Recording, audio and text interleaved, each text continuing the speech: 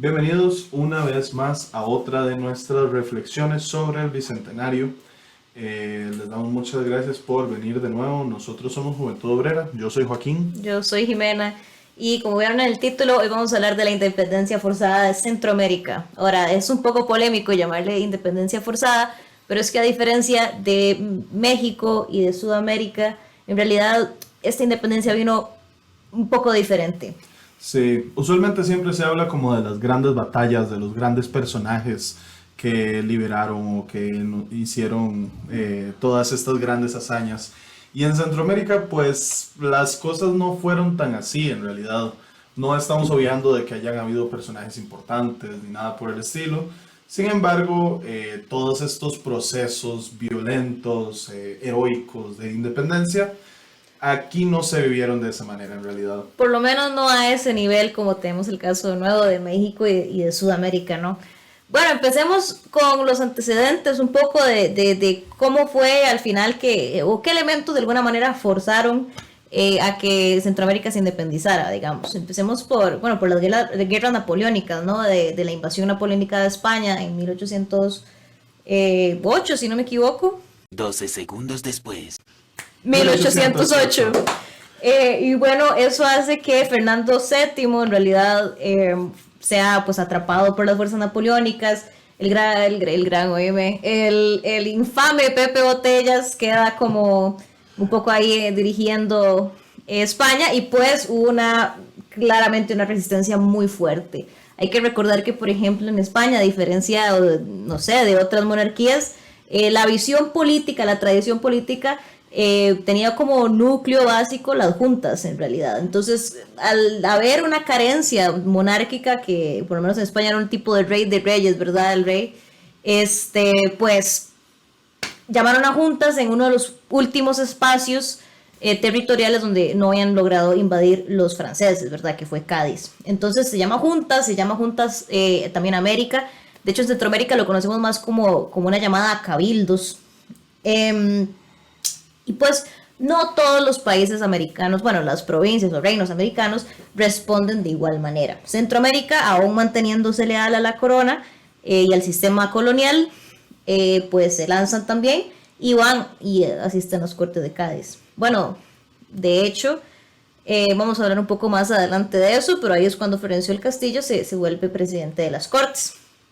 Sin embargo, el problema también que trajo las guerras napoleónicas fue una inestabilidad en toda, por así decirlo, la forma de vida colonial americana. ¿En qué sentido? En el sentido de que la mayor parte de las élites, su poder derivaba de la misma jerarquía colonial, ¿verdad? Entonces, ese jefe de gobierno, que se fue, por así decirlo, que fue el rey, pues ya no estaba, a ver esa carencia, pues hubo una inestabilidad en casi que todas las formas de vida, entre esas, por ejemplo, económicas, hubo un problema, ¿verdad?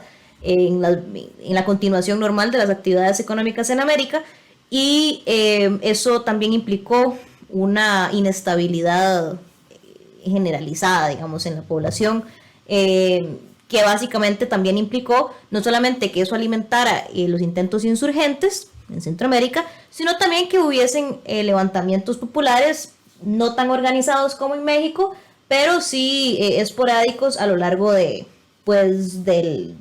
los inicios del siglo XIX. Ujú. También es importante considerar que el Imperio Español también estaba teniendo muchas dificultades en realidad, no solamente por la invasión napoleónica, sino también por las influencias de las potencias exteriores para contra su comercio interno, que tenía como una forma muy específica de funcionamiento. De hecho, durante este periodo de la invasión napoleónica, bueno, la piratería ya venía desde hace mucho tiempo siendo bastante fuerte, pero se intensifica aún más, muy de la mano de esta idea del libre comercio, ¿verdad? Que es mucho de lo que se, que lo que es, de lo que se trata de hacer, digamos, en estos gobiernos coloniales. De hecho, pasa mucho que en las zonas de Costa Rica, Nicaragua y Honduras, y bueno, por supuesto considerando también la costa caribeña de Guatemala, que después pasó a ser una colonia inglesa, Belice, también estaban muy interesados los ingleses en comerciar con estas personas y estos grupos, digamos, fomentando también de alguna manera un descontento a las limitaciones que tenía el sistema económico español imperial en este momento, digamos. Si bien eso se da a lo largo y ancho de América Latina, volvamos un poco a las Cortes de Cádiz. Hay otro elemento de las Cortes de Cádiz y de la nueva constitución liberal que tampoco gustó a las élites centroamericanas, que es precisamente la promulgación de igualdad entre indígenas, criollos y mestizos. Es cierto que no se menciona a las personas negras. Lo interesante de esto es que, pues, al eliminarse el repartimiento y al eliminarse muchos de los privilegios que tenía la casta criolla frente a los indígenas, pues hubo un descontento ya que todo el modo de vida de las élites estaba siendo de alguna manera atacado por diferentes lados, pero en este caso a través de la nueva constitución de las Cortes de Cádiz. De hecho, el que promueve el que se elimine el repartimiento, la mitad y distintas otras formas de explotación indígena es el cura Florencio del Castillo, que es un cura nacido en Cartago, Costa Rica, muere en México y pues él en algún momento preside sobre las Cortes de Cádiz y pues promueve pues estas medidas, ¿verdad? Y muchas otras, de cual pues lo convierte en una figura muy interesante para la época, porque pues si bien estudia en León, Nicaragua, pues Costa Rica era una provincia sumamente pobre, ¿no? Entonces es muy interesante ver cómo esta persona promueve esto. También es posible que haya sido en parte porque, a diferencia de Guatemala, El Salvador y demás, si bien aún había explotación de las personas indígenas en Costa Rica, por así decirlo, la población indígena no era tan mayoritaria y de tanto peso demográfico como si lo eran otras zonas, ¿verdad? Entonces tal vez la dependencia a esta fuerza de trabajo no era pues tan intensa como en Guatemala y El Salvador, ¿verdad? Que sí, pues sí lo era. Esto molesta tanto a las élites que después de la independencia El Salvador reinstaura el repartimiento. Sí, hasta 1930 más o menos lo quitan. Claro. Otro elemento donde digamos, de presión hacia el régimen colonial centroamericano, digamos que se quería mantener leal a la corona, ¿verdad? Ya que, como habíamos explicado anteriormente, de ahí jerárquicamente devenía su poder, fue precisamente el resquebrajamiento del régimen colonial español, tanto al norte como al sur. Pues dos grandes masas de tierra y de poder político y económico más fuerte que el mismo Centroamérica, y pues que básicamente está dejando sin opciones, sin otra opción, por así decirlo, al gobierno de la Capitanía General de Guatemala. Al norte, por ejemplo, desde la creación del Plan de Iguala, ya venían el nuevo proyecto del Imperio Mexicano, el cual eventualmente envolvería a Centroamérica, aunque sea de manera relativa, ya que como sabemos Costa Rica para 1923, un mes después de que abdicara, aún no se había realmente decidido sobre su participación en este pues nueva delimitación territorial. Sí, de hecho, justamente la élite guatemalteca quería mantener las cosas lo más similares a como estaban, digamos. Lo mismo venía siendo como toda esta necesidad entonces de las élites de evitar una revolución a lo más posible, digamos. Los ejemplos previos de la revolución haitiana, de la revolución incluso estadounidense, mexicana, habían sido aspectos que habían roto el orden establecido y cambiado completamente las reglas del juego. Aspecto que las élites guatemaltecas, tras de que también estaban empobrecidas, porque era una de las zonas más, en realidad... Bueno, eso es relativo, ahora que lo mencionas, porque Guatemala, a diferencia de Costa Rica, sí era un centro neurálgico de la administración española. El Salvador también había muchísima riqueza. Específicamente Costa Rica, que ya, pues no. Y en parte también puede ser una de las zonas más alejadas del centro administrativo que era Guatemala. Pero Pero en comparación a las élites mexicanas, ya estamos hablando de que las élites mexicanas eran, bueno, ahí sí, ya el centro neurálgico de la administración española de América. Pues sí, más o menos me refería un poco a eso también, porque inevitablemente también hay que considerar como la posición de Guatemala a nivel mundial en esa época, ¿verdad? Venía siendo tampoco de una segunda categoría o de menor importancia, digamos, dentro del Imperio Español tampoco, pero sí, de nuevo, o sea, también Costa Rica en la colonia era Nada. era una de las zonas más olvidadas, una de las zonas más tardíamente colonizadas, con una población muy pequeña, muy localizada en zonas muy específicas. Aún había muchos territorios indígenas que eran hostiles al régimen español, por ejemplo, incluso para la independencia. No fue hasta el periodo liberal donde ya con la definición de las fronteras que realmente se dan pues intentos por colonizar, si yo, zonas como las de Talamanca, digamos, por lo menos más adentro. Por supuesto que cerca de ahí siempre hubo, pero siempre hubo una hostilidad. Bueno, también es importante tomar en consideración que el régimen colonial guatemalteco tenía mucho, en general, una revolución de tipo violenta, ya que tenía varios ejemplos como la Revolución Mexicana, la Revolución Haitiana, que en general habían tenido como consecuencias bastante catastróficas y en realidad de cambio de orden, de subversión de orden, que en realidad asustaba mucho a las élites guatemaltecas. De nuevo, el miedo a abrirse al libre comercio y ya no tener este nivel de dominación sobre la región, básicamente hace que ellos aplacen incluso la proclamación de la independencia.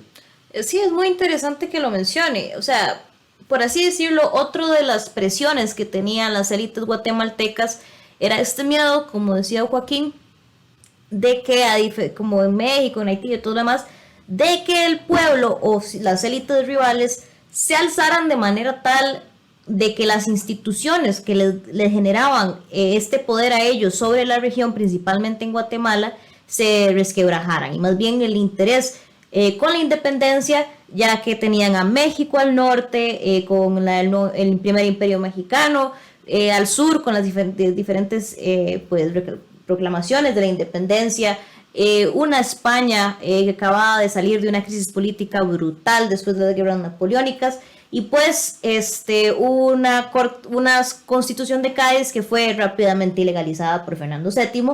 El contexto básicamente daba como para que hubiese un alzamiento popular en contra de las instituciones que le daban poder a estas élites, y eso es justamente lo que no querían. Entonces, es ante estas condiciones que pues las élites guatemaltecas se ven obligadas a promulgar la independencia.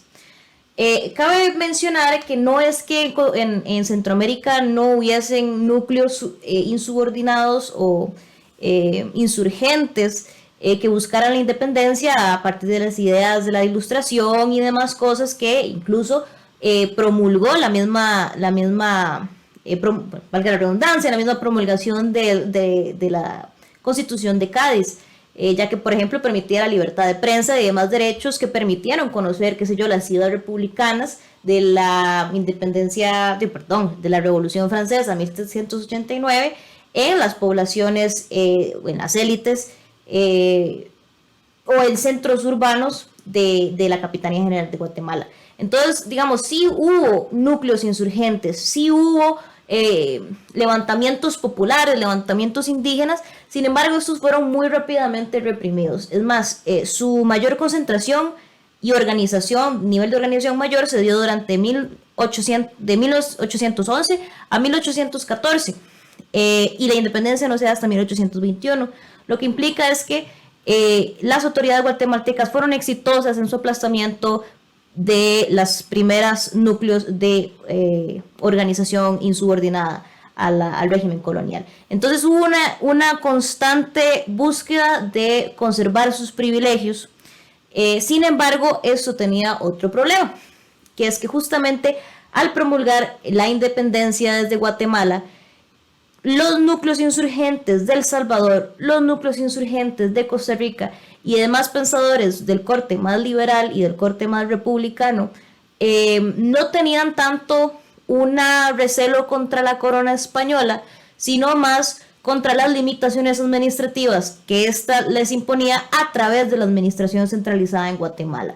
Entonces había un interés en realidad por independizarse o más bien de tener una administración propia más autónoma de Guatemala. El caso de Costa Rica es muy interesante, ya que pues siempre buscó comerciar con Panamá al sur. En Panamá, que queda muchísimo más cerca que los centros en Nicaragua más cercanos e importantes para la Capitanía General de Guatemala, estaba por ejemplo el Paso de Mulas. Entonces era un centro donde había muchísimo comercio y el cual se pudieron haber beneficiado las élites pues costarricenses y dinamizar muchísimo más la economía. Sin embargo, había una limitación, ya que Panamá pertenecía ya a otra administración de Colombia. Entonces no había una posibilidad de comerciar con Panamá a pesar de que era tan cerca. Entonces ese tipo de fricciones se generaban a partir de esta centralización del poder en Guatemala. Entonces había un interés más de independizarse de Guatemala, en el caso de Costa Rica, de independizar su administración de León, que realmente de independizarse de la colonia, o por lo menos no había mucho desarrollo en torno a eso. Bien, dentro de lo mismo que se hablaba anteriormente de Inglaterra, cuando se empieza a abrir el libre comercio y toda esta idea, ¿verdad? También tenemos que considerar que se está abriendo una economía cerrada, protegida, con ya clientes comerciales establecidos, a un libre comercio completamente abierto, digamos, el liberal del siglo XIX, ¿verdad? Competencia, digamos. Entonces, en ese sentido, también las economías internas quedan aplastadas completamente, ¿verdad? Y empieza también otro nuevo periodo de crisis, ¿verdad? Por supuesto, de hecho, en las zonas urbanas se ve muy afectado el artesanado, ¿verdad? Por la introducción de los textiles industriales de Inglaterra y demás, ¿verdad? Entonces todas estas cosas se van perdiendo. Incluso, pues muchos elementos culturales de la colonia se ven bastante desfasados por este proceso. En 1821, después de la independencia de México, se proclama el primer imperio mexicano, que dura de 1821 a 1823, es bastante corto, pero está a cargo de Iturbide a partir del Plan de Iguala. Lo interesante de este proceso es que tiene su origen como un tipo de contraposición al proyecto yanqui, digamos, al proyecto gringo, de expansionismo hacia el oeste, ¿verdad? Para tener una gran masa de tierra que tocara ambos océanos, ¿verdad?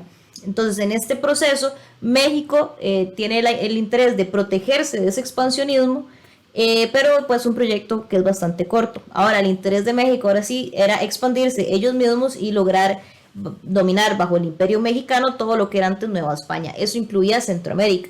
Entonces, hasta 1823, aún no había tanto control ni tanto entendimiento sobre pues cómo era la administración de Centroamérica.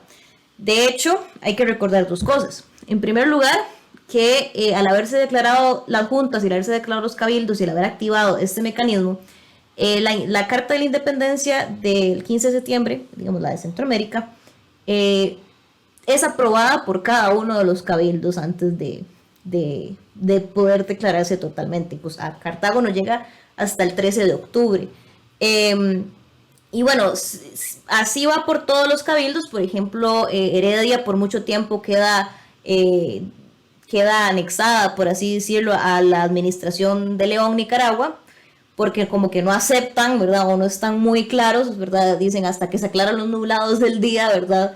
Que verdaderamente se va a saber cuál es la administración de Centroamérica. Pero entonces esto nos dice que entonces durante esta administración, incluso para 1823 aún no se estaba seguro cómo iba a continuar la administración de Centroamérica. De hecho, Costa Rica el 5 de abril de 1823 tiene la Guerra de Ochomogo.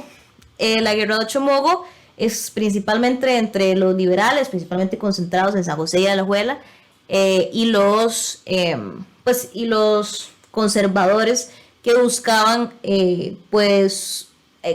aliarse al imperio de Iturbide. Sin embargo, esto no se da hasta un mes después de que el mismo Iturbide haya abdicado su imperio.